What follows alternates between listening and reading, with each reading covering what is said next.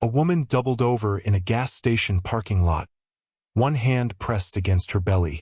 She was breathing hard. Not from the cold. From months of carrying everything alone. 2 trash bags sat on the pavement right beside her. That was all she owned. A stranger walked past without stopping. A second one slowed, looked, then kept moving. She stood up, wiped her face, and lifted both bags. Nobody was coming. She knew that now. Then her phone buzzed. A known number. She almost let it ring. But something made her answer.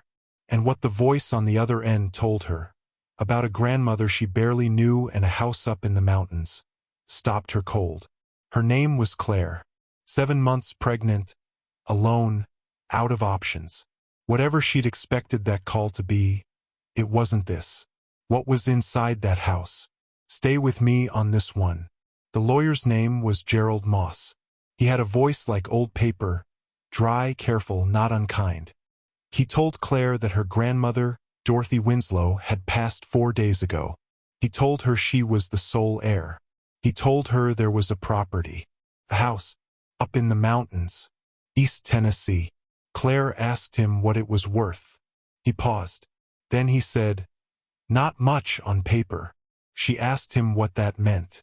He said the house was old, built in the 1940s. No recent improvements. The county had assessed it at $11,000. He mentioned there might be some land attached, but it hadn't been surveyed properly in decades. He told her she'd need to come claim it in person, sign some paperwork, or it would go through a longer probate process. He told her she had 30 days. Claire didn't tell him she was sleeping in her car, or that she hadn't eaten a real meal in 2 days, or that she was 7 months pregnant with a baby whose father had handed her a check for $200 and told her he wasn't in a position to be a parent right now. She just said, "I'll be there." She hung up and stood in that parking lot for a long time. Now here's what you need to understand about Claire. She wasn't someone who fell apart easily. She'd grown up in foster care for different homes before she aged out at 18. She'd put herself through 2 years of community college, working nights at a diner. She'd had a decent job at an insurance company, a clean apartment, a plan. Then Marcus came along, then the pregnancy, and then the plan became something else entirely. She had called her mother. Her mother didn't pick up. She had called her sister. Her sister said she didn't have room. She had sat in her car outside a shelter one night and counted the people waiting in line and decided she wasn't ready for that yet. So she kept driving, kept figuring it out one day at a time. That was who she was. The kind of person who stays standing when every reasonable reason to fall apart is right in front of her. She had met Dorothy once, maybe twice. A small woman with white hair and very still eyes. Didn't talk much, but she'd sent Claire a birthday card every year without fail since she was 12. No money, no phone call. Just a card with her handwriting on it. "Keep going, girl." Claire had kept a few of them. 3 days later, she was on a Greyhound bus headed to Harlan County, Tennessee. She had $83, 2 trash bags, a phone at 14% battery, and a baby pressing hard against her ribs. The woman next to her on the bus, at least 70 and with strong opinions about everything, looked at Claire's belly and said, "Where's your husband?" Claire said, "He's not available." The woman nodded slowly. "Where you headed?" "To a house in the mountains." "Nice place." Claire looked out the window at the highway going dark. "I have no idea." She arrived the next afternoon.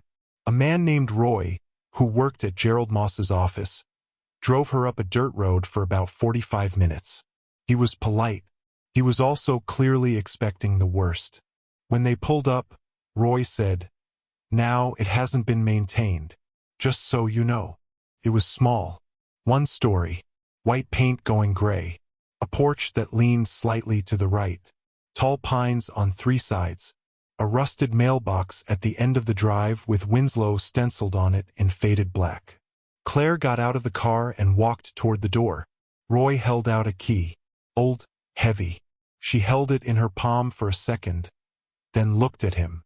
He was standing by the car like a man who'd already made up his mind about the value of this place. She didn't say a word. She walked up those porch steps, put the key in the lock, turned it, and went inside. It smelled like cedar and old paper and something else she couldn't name. The floors were dark wood, solid, didn't give. A kitchen to the left. A sitting room ahead. A narrow hallway to the back. She walked through it slowly. The furniture was old but there. A table, chairs, a wood-burning stove in the kitchen, a sofa with a faded quilt folded across the back. Books on shelves. Real books. Dozens of them. It was not falling apart. It was not what Roy had prepared her for. She went back outside. Roy was still by the car. She said, "I'll be staying." He blinked. "You sure?" "Yes." He looked at the house, at her belly, at the house again. He reached into the car and came out with a folder. "Sign where the tabs are." She signed. He got back in his car. He drove away. Claire stood on the porch and watched the dust settle behind his tires. Then she went inside and sat at the kitchen table with both hands flat on the wood surface. Outside, wind moved through the pines. Okay, she thought. Okay. She spent the first night getting the wood stove going. There was a cord of firewood stacked along the side of the house, dry, split, ready. Dorothy had kept it stocked. Claire found matches in the kitchen drawer and kindling in a bucket by the stove. Took 3 tries, but she got it lit. She slept on the sofa with the quilt pulled over her. The baby moved all night. She lay in the firelight and listened to the wind. In the morning she found coffee in the cabinet and a working electric percolator. She made a cup and sat at the table and drank it and felt, just for a moment, like a person who had things under control.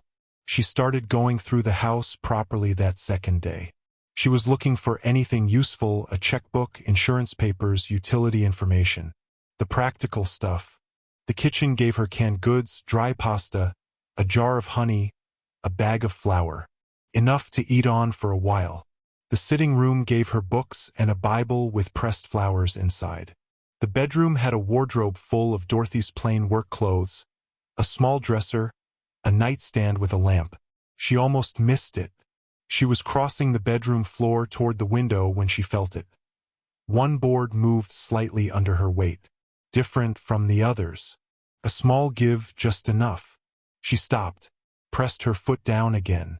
She got down on her knees, carefully, slowly, belly making everything harder, and looked at the board up close. Same color as the rest, same width. But no nails on the left side. She found a butter knife in the kitchen. It took 10 minutes of careful prying. The board came up. Underneath was a space, 4 inches deep and roughly 2 feet long. Inside it was a metal box, olive green, a latch on the front. No lock. She carried it to the kitchen table and sat down. She looked at it for a moment. Then she opened it. Inside, a leather-bound journal, brown with age. A stack of papers held with a rubber band that crumbled the second she touched it. 2 envelopes. And a photograph. She picked up the photograph first. 2 women, young, standing in front of this house when the paint was still bright white. One of them was Dorothy, maybe 30 years old, laughing at something off camera. The other woman had dark hair and a serious face. They had their arms around each other. She set the photo down and picked up the papers. They were legal documents. Old ones, typed on a manual typewriter. Property records. Then a deed. She found Dorothy Winslow listed as owner of the property. And the acreage listed stopped her cold. 42 acres. Roy had mentioned some land in passing. The lawyer had barely said a word about it. But this deed described 42 acres of mountain land, with a boundary running along a creek on the eastern edge and, here's the part that changed everything, a spring. Described as the primary source spring, approximately 300 feet northwest of the dwelling. She spread the rest of the papers on the table. Most were correspondence, but 3 were on letterhead from a company called Meridian Land Holdings. The dates were 1971, 1974, and 1978. She read the 1978 letter first because it was on top. It was a settlement offer. Meridian Land Holdings was offering Dorothy Winslow $22,000 for the property's water access and conveyance rights to the spring. The letter said the offer was final. Dorothy had 30 days to accept. At the bottom, in red ink, in Dorothy's handwriting, refused. Claire sat back. She picked up the journal. The first entry was dated March 1969. Dorothy's handwriting was small and precise. She wrote about the house, about her husband Frank who had died that winter, about being alone for the first time at 34. She wrote about a man named Raymond Hazel who had come up the road in a company car and told her the spring on her land was of commercial interest. She wrote, "He told me I didn't understand what I had. I told him I understood it perfectly. He left. He'll come back. They always come back." Claire read that line twice. She looked around the kitchen, at the old percolator, at the jar of honey, at the window with the pine trees beyond it. A company had been coming to this house for over 50 years, wanting what was underneath the land. And Dorothy had said no every single time. And now it was Claire's. She was tired. She'd been running on nothing for weeks. She put the documents back in the box, carefully, gently, and set the journal on top. She carried the box to the nightstand in the bedroom. She pulled back the bed covers. The mattress was old but firm. She lay down and pulled the blanket over her. The pines made a sound like the ocean. She closed her eyes. The baby settled. Maybe, she thought, this is going to be all right. Maybe this is the thing that was waiting. Maybe Dorothy knew exactly what she was leaving and exactly who she was leaving it to. Maybe Keep Going Girl had been pointing here all along. She was asleep in minutes. She woke up to knocking. Not a gentle knock. 3 hard raps. Then silence. Then 3 more. She sat up. Morning light. She had slept 11 hours. She put her shoes on and went to the front door. The man on the porch was mid-40s, clean-shaved, wearing a gray jacket that wasn't quite a suit but was trying to be. He had a company logo on his lapel pin, small, blue, some kind of wave shape. "Ms. Winslow," he said. "That was my grandmother's name," Claire said. He smiled. "Of course. I'm sorry, I only had the estate paperwork. Could I ask your name?" "You could tell me yours first." He handed her a card. "Daniel Price, Harlan Development Group. We were hoping to speak with whoever inherited this property. We have an interest in making an offer." "On the house," Claire said. "On the full parcel, house and land." She looked at the card, then at him. He had the energy of a man who expected this to go quickly, who had probably done this a dozen times. "How did you know someone inherited it?" she said. "She just died." He didn't blink. "We monitor estate filings in the county. Standard practice." "How much are you offering?"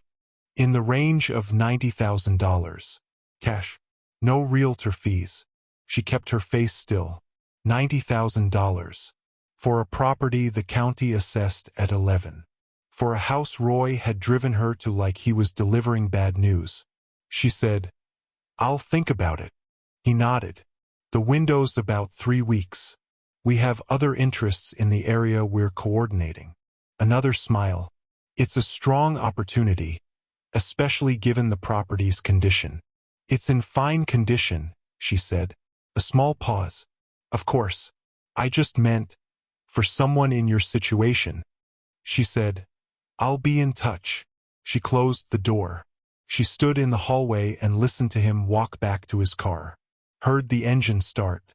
Heard him drive away down the dirt road. Then she went and got the journal. She read for 3 straight hours. And this is where it turns. Because what Claire found in that journal wasn't just family history. It was a 40-year record of exactly what she was up against. Dorothy had started writing in 1969, right after Frank died. From the very first pages, the spring was the subject. Raymond Hazel from Meridian Land Holdings had come to the house 3 times in the first 2 years alone. Dorothy described each visit in precise detail.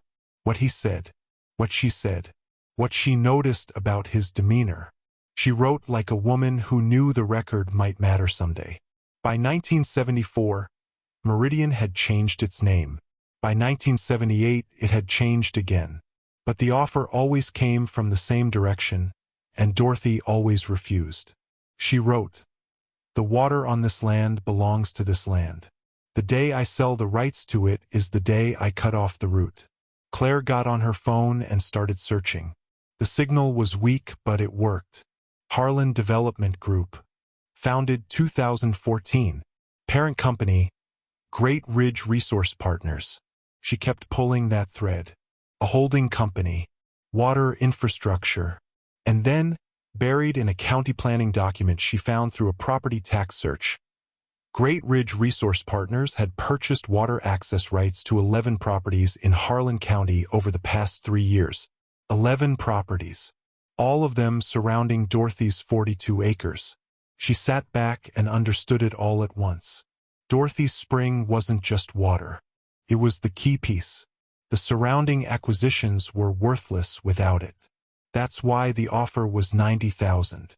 That's why Daniel Price had been monitoring estate filings. That's why he had knocked on her door the morning after she arrived. They had been waiting for Dorothy to die. If you're still with me, hit that subscribe button. Because what Claire did next is the part that changed everything. She called Gerald Moss. She said, "The spring on the property. Have the water rights ever been appraised?" Long pause. "Not that I know of. Your grandmother never requested one. She refused offers for 50 years, Claire said. Another pause. "I wasn't aware of that.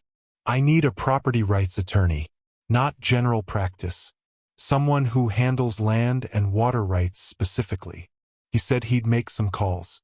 She sat on the porch that afternoon with the journal in her lap and the pines moving in the wind, and thought about a woman who had lived here alone for 30-something years, who had said no to a company with lawyers and money and patience, over and over because she understood the root.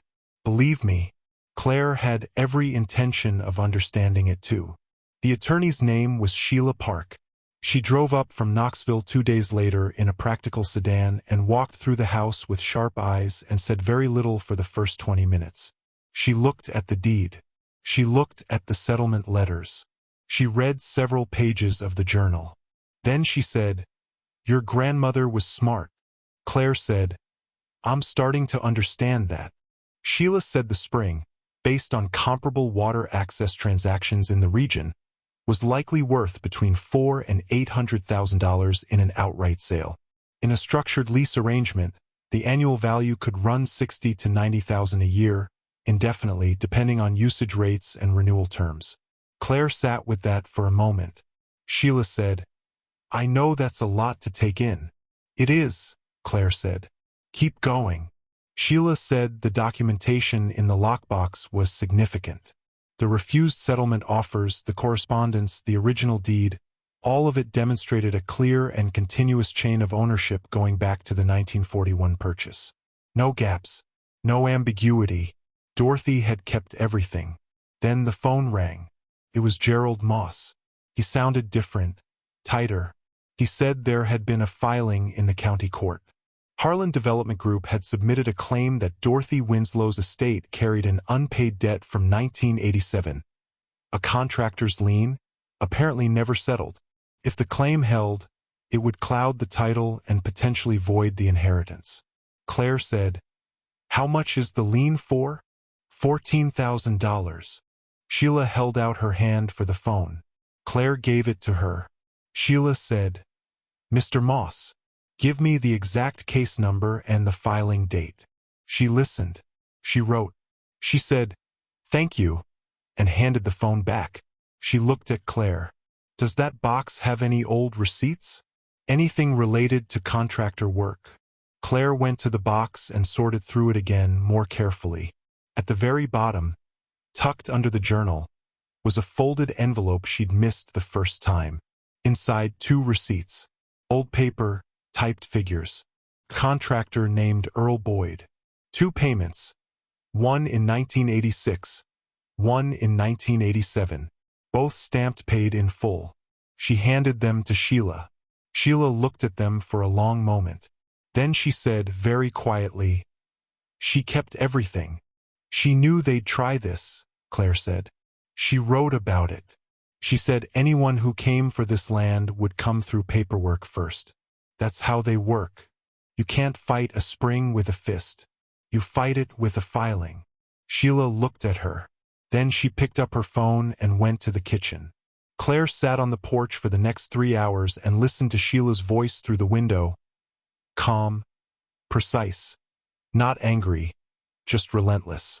That was the word. Relentless. By early evening, Sheila came outside. "The lien claim is going to collapse," she said. "The receipts are dated, stamped, and signed by the contractor himself. Moss is filing the response tonight. They may try one more angle, an easement dispute, something about the road access, but I don't think so. There's nothing solid to grab onto." Claire nodded.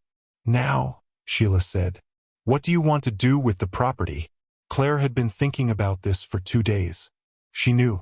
She'd known since she read Dorothy's line about the route. "I don't want to sell it," she said. "Not the land. Not the house. Not anything." Sheila nodded. "But I'll lease them the water access rights to the spring. A structured lease. Annual payments indexed to usage. They need it. They've been building toward needing it for years. Let them need it on my terms." Sheila tilted her head. "They've spent 50 years trying to own it. And they don't get to," Claire said. "But I'm willing to rent." Sheila looked at her for a beat. Then she smiled. "I'll draw up the terms." The negotiations ran 8 days. Harlan pushed hard in the first 3: buyout packages, alternative structures, inflated timelines, low initial offers. Sheila held the line. Claire held the line. On the 9th day they signed. 15-year lease, renewable. Annual payments of $74,000, indexed for inflation. Claire retained full ownership, the land, the house, the spring. Harlan received a licensed right-of-way for a pipeline and access to the water flow for the duration of the agreement. Sheila left the following morning. Standing by her car, she said, "What are you going to do now?" Claire said, "Have a baby. Fix the porch." Sheila laughed. "Fix the porch first. Those steps are a liability." Her daughter was born in February. The delivery was at the county hospital, 16 hours, difficult, completely worth it. At the end, a nurse placed a baby in Claire's arms. Red-faced, furious about being born, already loud about it. And Claire held her and said, Okay, here we are." She named her Dorothy. She drove home from the hospital on a Tuesday, on roads dusted with snow, with Dorothy in a car seat borrowed from a woman at church. Claire had started going to the small Baptist church at the bottom of the mountain road because the ladies' group brought food and didn't ask too many questions. That was exactly the kind of community she needed right now, and she was learning to recognize what she needed and go straight for it. The house was warm when she walked in. She'd had the furnace serviced in November, fixed the porch steps in December, had a contractor check the roof in January. All of it paid from the first lease installment, which had cleared in October. $74,000. In an account in her name. The first money of that kind she had ever had. She'd stared at the number on her banking app for a long time. Then she'd made a list and gotten to work. She put little Dorothy down in her crib, new, set up in the corner of the bedroom, and stood in the doorway looking at her daughter sleep. The pines outside made their sound. The furnace hummed. The kitchen smelled like coffee. She thought about a woman she had met maybe twice, who had sent birthday cards every year without fail, who had lived in this house alone for over 3 decades, saying no to company lawyers and patient men in gray jackets, and had kept every receipt and written everything down, and hidden it all under a floorboard where exactly the right person would find it. She thought about Dorothy's first journal entry. "I am 34 years old and I am alone for the first time in my life, and I am not going to fall apart." Claire was 29. She wasn't alone anymore. She had a daughter and a church community, and a lawyer named Sheila she now called by first name, and a home that was hers outright in a way she had never had anything in her life. But she understood what Dorothy meant. Not alone in the sense of no one else in the house. Alone in the sense of, there is no one coming to fix this for you. It has to be you. Dorothy had understood that, had built an entire life around it, had held on to 42 acres of mountain land through grief and isolation and 50 years of pressure, because she believed someone down the line would need it. She had been right. Claire went to the kitchen and got the journal from the shelf. She sat at the table and opened it to the last entry, written 3 weeks before Dorothy died. The handwriting was shakier than the early pages. Still clear. Said, "I've done what I can. The rest is up to whoever comes next. I hope they have the sense to open the box." Claire sat with that a while. Then she got a pen from the drawer. She turned to the blank page after Dorothy's last entry. She wrote the date. And then she wrote, "Her name is Dorothy. She was born on a Tuesday in February, in a snowstorm in the county hospital. She came out angry and loud, and I loved her immediately. We live in the mountains. The porch is fixed." She looked at what she'd written. Then she added, "She's going to know all of it. The box, the spring, the letters, the journal. She's going to know what her great-great-grandmother held on to and why, and what it cost and what it was worth. She's going to know that the word no, said to the right people at the right time, is its own kind of inheritance." She closed the journal and set the pen down on top of it. Outside, pale early spring light was coming through the kitchen window. That clean, thin light that makes everything look like a beginning. She put her coat on and went out to the porch. From there she could see the tree line, the slope of the mountain going up and to the east, and the beginning of the trail through the property toward the spring.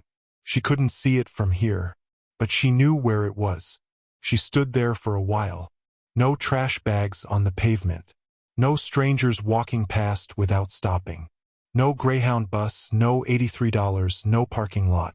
Just a house behind her that was hers, and land that was hers, and inside, a daughter sleeping in a room that Dorothy Winslow's birthday cards and flat refusals and 50 years of stubbornness had made possible.